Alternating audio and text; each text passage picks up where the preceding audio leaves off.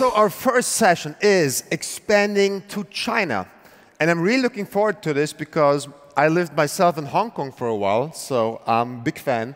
We have two experts on China here from very different backgrounds who will help you to explore and understand how China might impact your business, what opportunities are there for you, and help you to frame the question for yourself whether or not you should go expand to China. So this is going to be very, very interactive sessions. Our speakers will take on questions relatively from the start. So you can already type in questions in Slido.com, select Academy, and it will be very interactive. So our speakers are Bo G and Bay McLaughlin. Let's start with Bay. Bay is an investor and entrepreneur who has been 10 years in Silicon Valley. So the last 5 years, he's now in Asia, mostly in Hong Kong and Guangzhou. His company, Brink, is an early-stage investor and accelerator focused on IoT, on drones, and robotics. And he has a weekly column in Forbes, writing, which is This Week in Chinatech, writing insights that you would usually not read in Western media. Our second speaker on stage, Bo G, he's an influencer of the global ecosystem.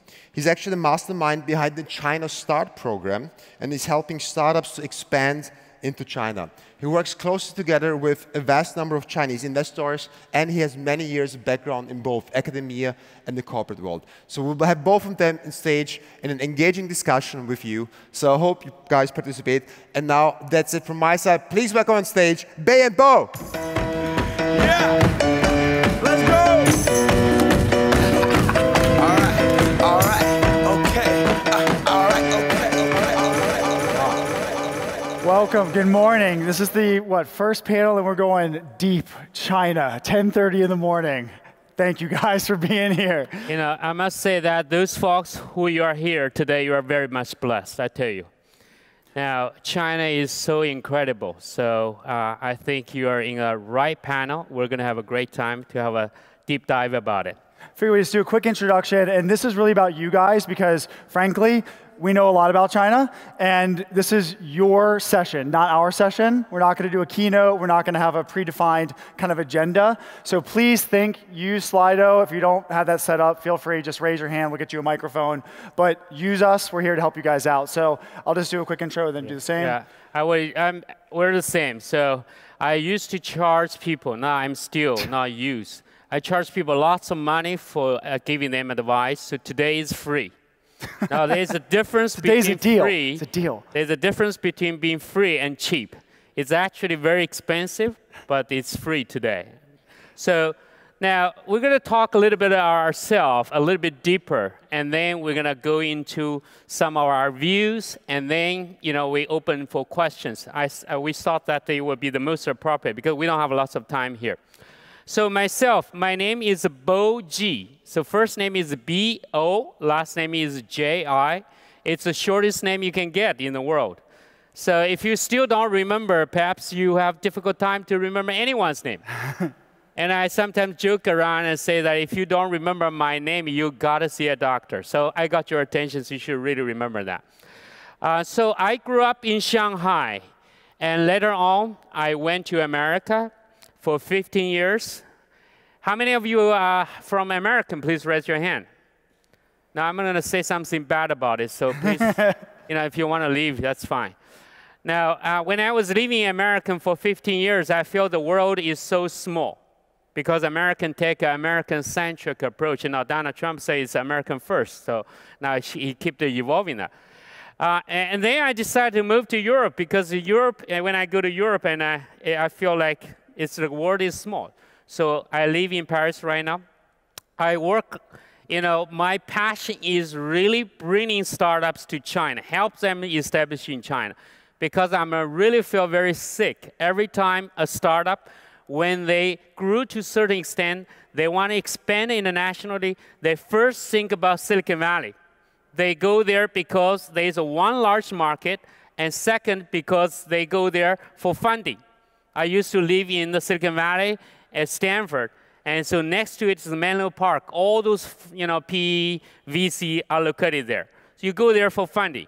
And finally, you go there for talents. There are lots of universities, engineers, and there's lots of talents. But now China is emerging, and we see China is a very interesting and very attractive market. You go to China, you have access to one large market. It's growing as well. And the growth rate of China is enormous. The GDP of China are growing at 6.5% a year. After growing double digits in the past decade, now China slowed down a little bit, but still 6.5% at a base of a very large economy. As a matter of fact, China will be the largest economy of the world by 2024. Not what I said. It's based on British magazine called The Economist.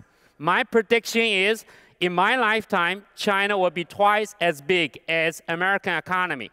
So, if not 3 times. So what that means is that if you, as a startup and scale up, if you want to expand internationally, you want to go where the train is going.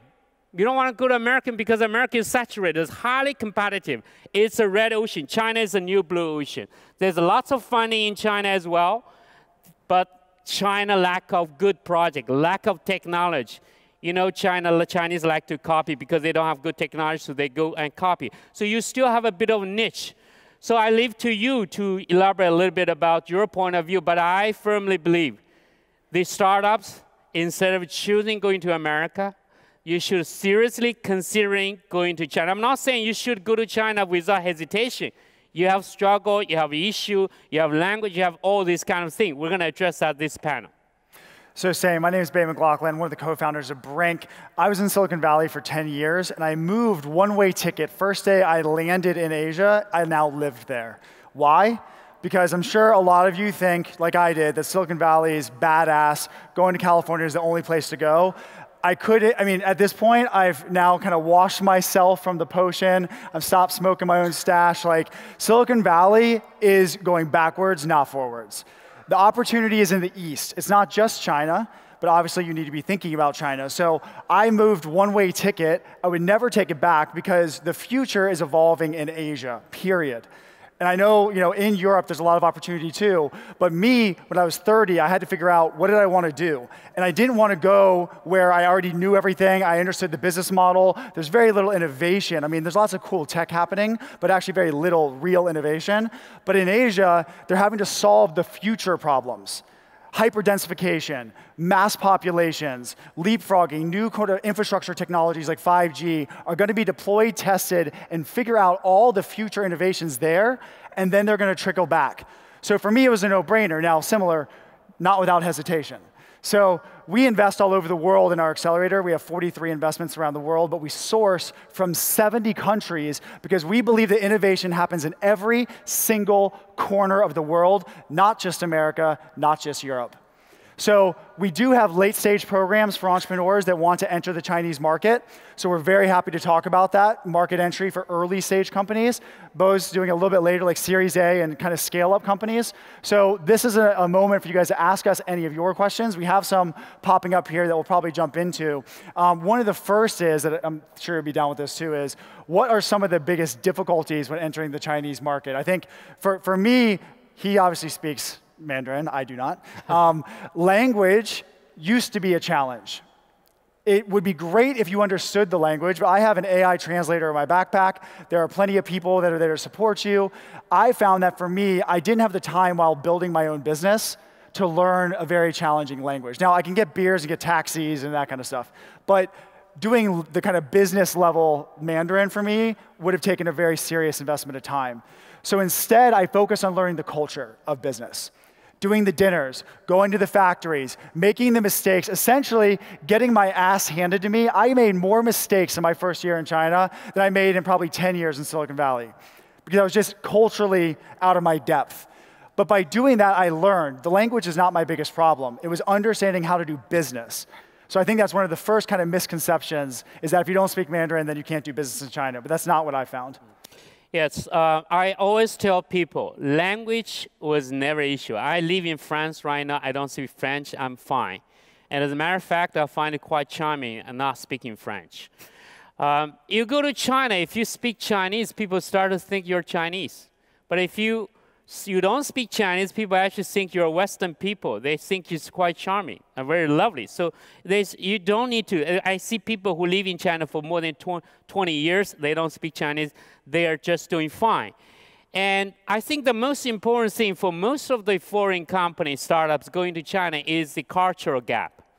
You know, you go there, you don't understand the business etiquette, you don't understand how things are done. For instance, in West, you are relatively low context culture, and China is very high context. And what that means is that when the Chinese say yes, it doesn't necessarily mean yes. It maybe mean no. The Chinese yes. I love that. So Chinese sometimes say that if you want to turn left, you have to signal right, right? So, and also Chinese culture, indirect culture. We don't like to say no to people. The French people like to say no. They make you feel miserable. I mean, I live in France. I suffer a lot from that. They like to say désolé. When they say that, they put a big smile on their face. It feels like, oh, your life is miserable because I said no, and so I'm happy. So, but Chinese doesn't want to do that. We are a culture that we don't like confrontation. We don't like to, you know, to have conflict. That's why the president of Xi Jinping in China would never do what Donald Trump would do. Donald Trump liked conflict. He enjoyed it. He liked to make the world in a war zone. So now that's in China. So you have to adapt to the culture. You know, but many people say that, so I'm a foreigner, I'm not Chinese, how can I learn all these things? No, you go there. You live there for 3 months and you will learn everything. You don't need to worry about that. People adapt to it so fast. And we all learn that in order to teach a young baby how to swim, the best way is to throw the baby to the swimming pool. You don't need to teach them anything. They're going to figure out. You go to China, after 3 months, you became pro. You don't need us. You don't need anyone. So culture, I think, is the #1 difficulty, but we can talk more about other sort of difficulties as well. And I would highly like +1 that. This is one of my favorite things. Like going to a talk like this is super valuable. It's a great first step. But there's no blog you can read, no book you can read, no YouTube video you can watch that's going to teach you Chinese culture. And this is one of the biggest mistakes foreigners make. They helicopter in. They spend that 5-day, 1-week, 2-week trip. They come back saying, I've learned. I have contacts in China. It's bullshit. You have to build relationships in China. Now, it's better that you've gone than not gone. And I have something I call the Bay China Challenge, which I'll do right now, which is one of you right this second. I have a 100% hit rate on this, so don't make me fail right now. One of you that has been thinking about going to China, book your ticket today. Do it today. My team at Brink will make sure that it's all soft landing. We'll help you with the SIM cards, the offices, help you with the buses, figure out hotels and all that. Do it today. Send it to me online. I'll make sure you get hooked up because you can't do it from sitting here. Can I also add something? We have a China Start program come up in June 4th to June 8th. Perfect. In Beijing, 2 weeks. Shenzhen, Shanghai. You meet 500 leading Chinese investors, lots of executives in China, chairman, CEOs from different industry. I give you the promise. If you book the flight today, and you arrive on the 3rd and be ready to be in the program on the 4th, I waive the program fee for you, which is £4,800, British pound. We're based in London for the European operation here.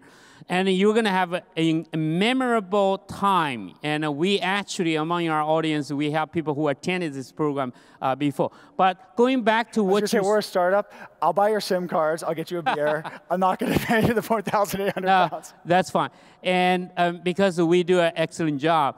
Now, to your point, and I think the relationship is so important. One of the things Western people tend to do is you trust so much about that piece of paper called contract. The Chinese doesn't trust. The Chinese trust relationship. Because the Chinese say that this piece of paper is just a piece of paper. What if you lost it, right? And so it's just a piece of paper. I can screw it up. So the Chinese sometimes, after signing the piece of paper and come back to renegotiate with you, the Western people are frustrated. We already signed this. How could you come back to cut the price again? Now, this is all about the trick of relationship. If you build this relationship, and it will belong. Even in a Western situation, you sign a contract, you still can find other legal ways to screw up the contract. You know, that's why a lawyer makes lots of money. We all know that. One thing, this is a topic that comes up all the time, which is how do you make sure that once you go to China, you won't be copied? Now, this is, again, I mean, you said that they do copy and that they're not the most advanced in terms of technology today, but I've seen 3 main strategies work. It's usually one of the keynotes I give, which is, as a foreigner, you have a choice. Strategy number 1 is you can sit in your local market and you can make a product for someone you already know and you're competing with everyone. Or you can do something different. You can bring a product, usually it's when you have a bigger brand name, you've done well, and bring that to the East. The Chinese love brands. They love Western companies that are successful. That's one strategy. So what if you're not a later stage company? Well, you can then move, not just China, although China's great. You can also go to the Philippines. They speak English. Indonesia, you can sit on a beach and make a business. You can actually build a business in a local culture solving their problems because you know so much. You've seen so much. You take for granted what you know from your background being in these big tech ecosystems. You can go live in a foreign country and create a service or a company that serves that local population and do quite well. Or the last strategy is what we call CFC, which is copying from China. Because I appreciate what you're saying, although that's not my experience. China used to copy. China's not copying our shit anymore. They're innovating at an amazing pace, and you could do very well for yourself by learning what's happening in China and bringing it back to Europe, or bringing it back to America. And if you get copied in China, you are doing so well, congratulations. If they care about what you're doing, you've already made it. Well, I would have wanted to say, someone once said this, like America innovates, the Chinese duplicates, very nice word, duplicates, but European regulates. So European are the worst. You regulate, you kill innovation. Chinese at least promoting the great product. They copy the best one, like what you said, babe. And I always tell people that if your product has nobody want to copy, you have a problem. A problem is much bigger than being copied. That is, your product doesn't have a market and nobody even want to copy you. Now, also important, China is changing. Intellectual property protection is quite enforced. For large corporations in China, like Huawei, like Xiaomi, like Beta, they don't want to copy you because they get themselves into trouble. Okay, so don't worry about the big guy. It's a small guy. There are many of those small guys that copy a little bit here. They're not as good. Okay, even when they copy, they're not as good. So you shouldn't worry about them. And consider the small guy copy you as a way to help the consumer understand this product and develop this market for you. You know, anyway, you have to spend money for marketing, so consider this as the marketing money as well. And finally, I always say that it's very important before you go to China, you have to develop a very cohesive strategy where you know there's a first mover advantage and also have a first mover disadvantage. You have to develop in a way that you acquire the user fast. Let me give you an example. In China, there was a company called Ele.me. They basically do the home food delivery, okay, like a Uber Eats and all that stuff. So when they first started many years ago, they were quite successful. And people went viral like this concept. And there's another company by Meituan, and they silently look at them like, this guy making lots of money, and so what should we do? We want to copy their business model, but how do we do that? Because these people are doing very slow. They do it in 2 to 3 cities. They got quite good attention. So then the CEO of this company from Meituan, they decided to hire 1,000 people in one summer. They trained these 1,000 people in 30 days and then put them to 100 cities and all of a sudden developed 100 operations nationwide, and the competition is over, basically. They occupy the entire Chinese market. So you see, you have to have a strategy in place in order to be able to deal with copy. If the Ele.me have a strategy and capital to be able to ramp up all over China, then the second guy will be very difficult. You know, it's similar like in Chinese, we have Ofo and Mobike, those bike sharing concept. So when Mobike first get into the market and Ofo started to copy, but Ofo did one thing amazing. That is, they work with Alipay. Because the consumers are so lazy in China, they don't want to open another app to sign up, all this information. But Alipay, everybody has it. You use Alipay, you can unlock this bicycle, you can start to use. And you don't need to sign up. They're combined together. Just that one little thing changed the whole game. As a result, Ofo became #1. So there are strategies to deal with that. Don't be there just like a baby whining, oh, Chinese copy, I'm not going there. This became to the loser, because what can you do by complaining?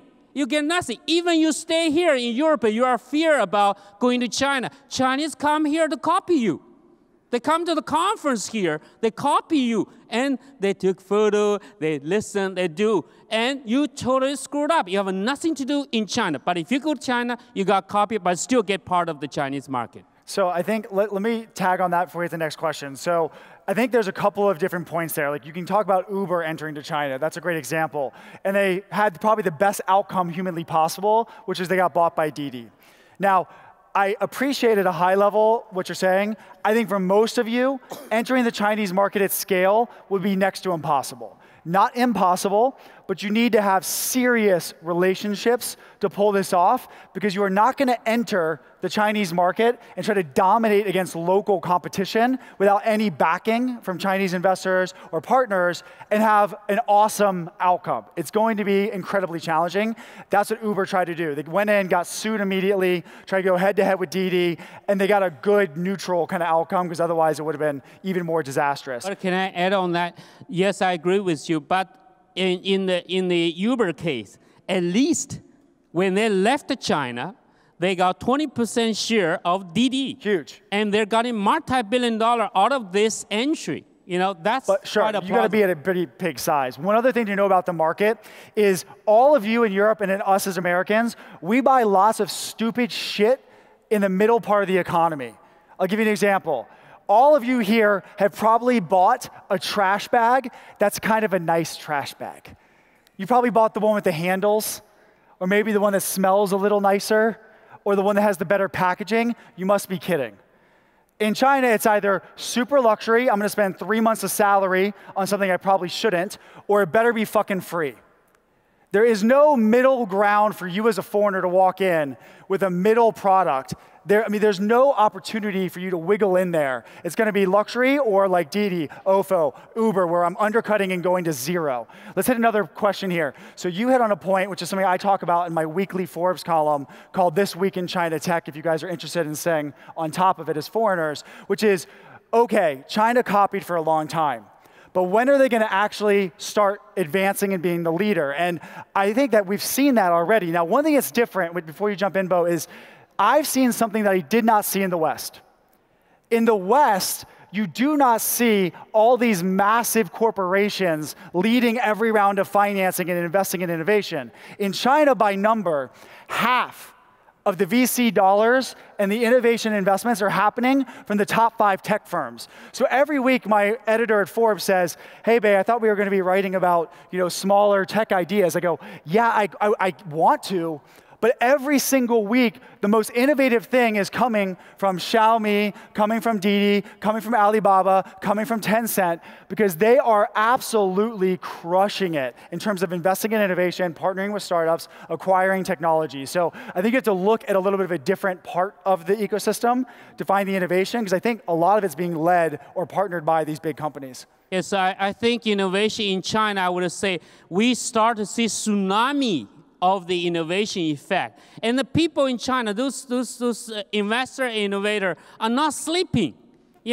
I'm here in the European zone, and when I send a WeChat message to them, they respond right away. There is a famous Xiaomi, one of the Xiaomi's top executives said one thing early this year. He said that our time is so amazing that sleeping is a total waste of time. So we have created something like people are having discussion at 3 a.m., for blockchain, for AI, for all those kind of things. And plus massive in size. imagine 1.4 billion population versus the other countries. So we will see tsunami of innovation coming out of China. And now I encourage you, you still have a little bit age. Still China is copying from Europe, from America, but soon the whole world is going to copy from China. Before they stop copying you, you should really go there. I urge you, because time is ticking. Soon this advantage is going to be gone. Yeah, and we're out of time, but I would +1 everything that Bo just said. I was this person. I was you. I was in Silicon Valley for 10 years thinking, man, we're the smartest motherfuckers in the world. We know everything, right? Went to China, had my eyes open to realize very, very quickly that I am so glad I left and started learning what was happening there, because it's so clear once you land. No offense to everyone that lives in Europe or the United States. It's not right this second, but don't tweet at me, don't message us on WeChat in 5 years from now and say, oh shit, I wish I had done it. We're telling you now, take your first flight, start learning and investing and understanding what's happening. All of us are of the age where what's happening in China will seriously affect you as a professional, an entrepreneur, an investor, every single one of you. So take advantage of it and do it now. Can I say final words? That is, he's going to kick you you have off. to go to China, and this is your wonderful opportunity. I have never seen anyone who went to China and regretted. Ever. And I see people who regret. This fellow from Silicon Valley went to China. He didn't regret for that. I left China for the reason for you guys. I became a missionary for China to bring you guys to China. So that's why I'm living in Europe right now. All right, thank you. Great last words. Give it up for Bay and Bo. Thank you very much.